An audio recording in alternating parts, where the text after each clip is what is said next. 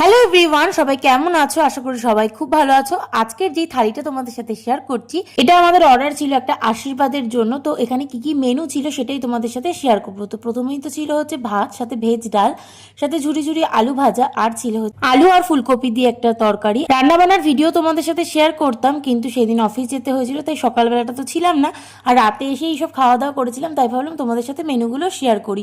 ও তারপরেই ছিল কিন্তু পাবদা মাছ, সর্ষে পাবদা, কিন্তু সেটা আমি খাইনি, যেহেতু রাতের বেলা আর দুরকম মাছ খেতে আমার একটু ইচ্ছা করছিল না।